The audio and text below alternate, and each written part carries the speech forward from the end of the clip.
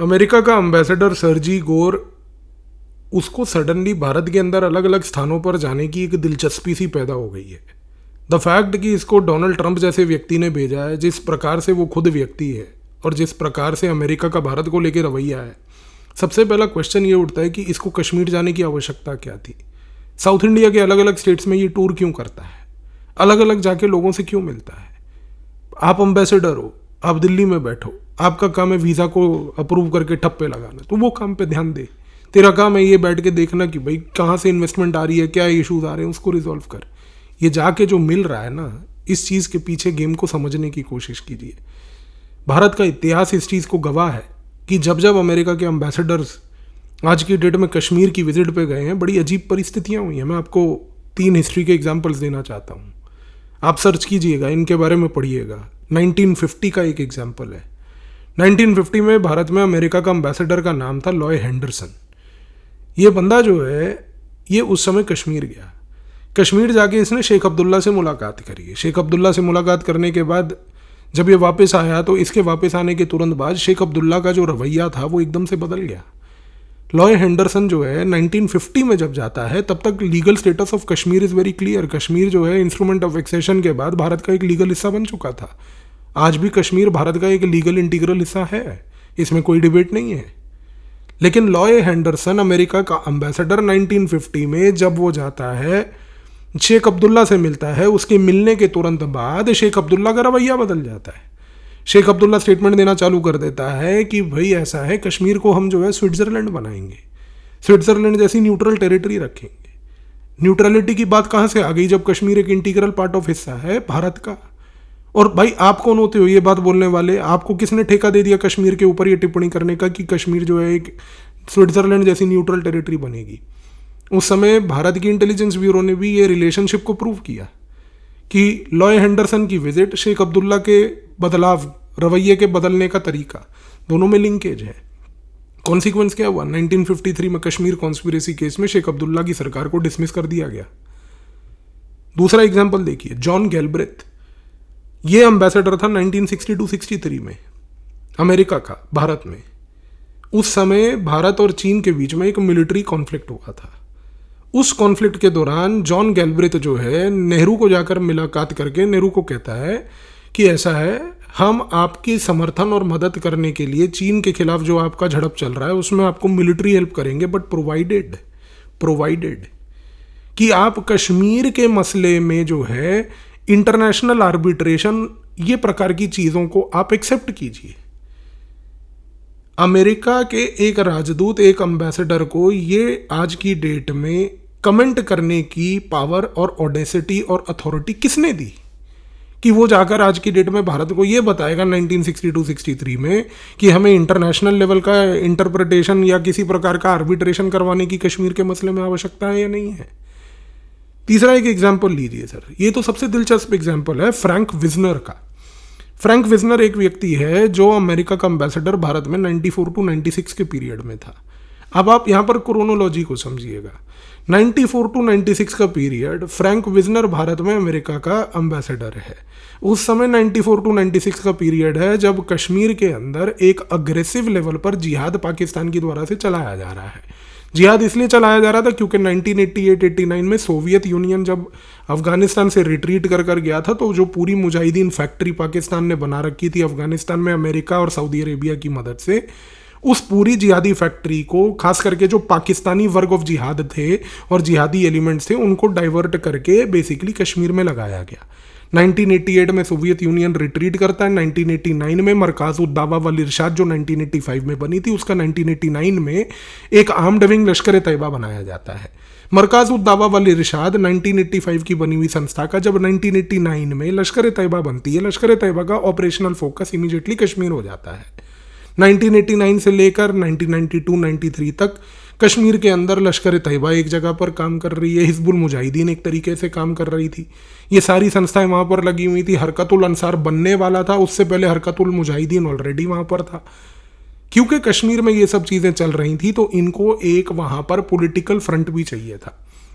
1992 में एक इंटेलेक्चुअल कश्मीर के नैरेटिव को चलाने के लिए ऑल पार्टी हुर्रियत कॉन्फ्रेंस का गठन पाकिस्तान के समर्थन के साथ होता है, जब ये समर्थन होता है तो उस समय फ्रैंक विजनर 94 टू 96 में जब एम्बेसडर होता है, ये कश्मीर जाता है। कश्मीर जाकर उस समय ये ऑल पार्टी हुर्रियत कॉन्फ्रेंस के लीडर्स को मिलता है। ऑल पार्टी हुर्रियत कॉन्फ्रेंस के लीडर्स जिनको क्रिएट किया गया आईएसआई के बिहेस्ट पे, जिनका ऑब्जेक्टिव था कि कश्मीर वैली में सेपरेटिज्म को बढ़ावा देना, अमेरिका का एम्बेसडर जो भारत में रहता है, भारत के अंदर उसका एम्बेसडर है, वो जाकर कश्मीर में मुलाकात करता है, ऑल पार्टी हुर्रियत कॉन्फ्रेंस से उनको समर्थन करते हुए उनको संबोधित करता है, जिसका मतलब ये है कि वो आईएसआई का एजेंडा चलाने आया हुआ था यहाँ पे। ये 3 एग्जाम्पल्स आप देखिए। आपको पता है जब ये कि ये अमेरिकन एम्बेसडर्स नहीं हैं, इनका क्या काम है, ये किस इंटरेस्ट से आए हैं, सबको पता है। आज अमेरिका के विश्व में जितने भी मिलिट्री बेसिस हैं वो दिखाने के लिए मिलिट्री बेसिस हैं, उनमें मिलिट्री बेस का कॉन्सेप्ट कुछ नहीं है। वो मिलिट्री बेसिस है जहां पर बेसिकली सारा drug trafficking, human trafficking, organ smuggling, बच्चों की स्मगलिंग, ये सब कार्य होते हैं। इसी तरीके से इन एजेंडास को फर्दर करने के लिए अमेरिकन एम्बेसडर्स का ये पूरा इकोसिस्टम है कंट्रीज में। सवाल ये उठता है कि ये व्यक्ति आज की डेट में भी, खास करके तब जब पाकिस्तान इरिटेट हो रखा है कश्मीर को लेके कि आर्टिकल 370 के एब्रोगेशन के बाद से उसका रवैया बुखलाहट का है, तो इस कॉन्टेक्स्ट में सरजी कोर को पहली बात वहां जाकर टिप्पणी देने की क्या आवश्यकता, या किसी भी प्रकार की विजिट के लिए वहां जाने की आवश्यकता क्या थी। अब आप एक सिंपल चीज को ऑब्जर्व कीजिएगा। सरजी गोर के बारे में मैंने एक वीडियो पहले भी बनाया था, जब इस बंदे को पिछले साल अप्रूव किया गया था कि ये बंदा जो है ट्रंप के बिहाफ पर भारत में इंडिया का एम्बेसडर बन के आ रहा है।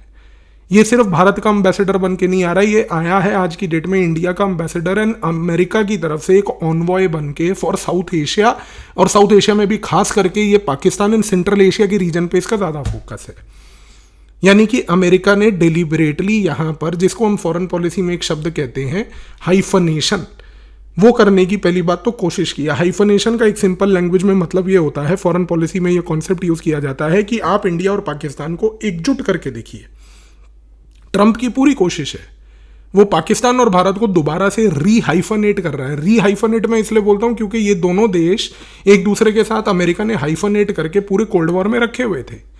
कोल्ड वॉर के बाद बेसिकली डी हाइफनेशन हुआ। मैं यहां पर आपको भारत पाकिस्तान के इतिहास के ऊपर मैं चर्चा नहीं कर रहा, लेकिन मैं आपको एक पॉइंट कहने की कोशिश कर रहा हूं। ट्रंप ने इस व्यक्ति को डेलिबरेटली सिर्फ अमेरिका की तरफ से भारत में एक राजदूत बनाकर नहीं भेजा, इसको यहां पर एम्बेसडर बना के भेजा है, along with special envoy for, पहली बात तो central Asia also and south Asia में पाकिस्तान स्पेसिफिक। इस कॉन्टेक्स्ट में मेरा सवाल आपसे एक है, क्या भारत को आज की डेट में अपना एम्बेसडर जो वो अपॉइंट करके अमेरिका भेज दिए उसको भी ये करना चाहिए?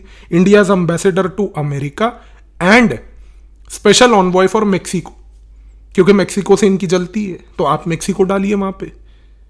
क्वेश्चन ये है कि कब तक आप अमेरिका को भारत के अंदर इस प्रकार का फ्री रन देंगे? 3 एम्बेसडर्स का मैंने आपको क्लियर कट इतिहास बता दिया, जो आज डॉक्यूमेंटेड इतिहास है कि जब जब ये गए हैं कश्मीर में उसके बाद ऊथ हरकत हुई है कश्मीर में। क्या गारंटी है कि आज की डेट में ट्रंप इस प्रकार की कोई गतिविधि नहीं करेगा? क्योंकि इसका प्रेडिसेसर जो था जो बाइडन, उसने ऑलरेडी जो है मणिपुर के अंदर बांग्लादेश के तहत रहकर एक पूरा ऑपरेशन रन किया है। क्या गारंटी है कि आज की डेट में ये चीज़ यहां पर नहीं होगी? क्या गारंटी है कि आने वाले समय में कश्मीर के अंदर अगले 4 से 3 महीने के अंदर अंदर कोई अनहोनी हरकत नहीं होगी? ये विजिट्स कोई नॉर्मल विजिट्स नहीं है, ये दिखने के लिए ऑप्टिक्स है सिर्फ आपके सामने की एक जो है हमने टोकरी दे दी और कुछ सेब खिला दिए वहां पर पहाड़ों से उगाए हुए। इनके पीछे के खेल को आप समझने की कोशिश कीजिए। मेरे हिसाब से, मैं personally I am sorry to say, आप मेरे से शायद अग्री करें या डिसएग्री करें, मुझे फर्क नहीं पड़ता, लेकिन मेरे हिसाब से भारत की सुरक्षा के पर्सपेक्टिव से इस व्यक्ति को पहली बात दिल्ली से बाहर निकलने की कहीं पर भी और कतई किसी प्रकार के घूमने की परमिशन नहीं मिलनी चाहिए। अगर इसको कोई परमिशन दी भी जाए कहीं पर विजिट करने की, तो पहली बात वो परमिशन स्पेसिफिकली होनी चाहिए किसी डिफाइंड पर्पस से, जिस डिफाइंड पर्पस को ये एक्सप्लेन पहले खुद करे और पब्लिकली एक स्टेटमेंट दी जाए कि ये डिफाइंड पर्पस से मुझे इस जगह पर जाने की आवश्यकता है।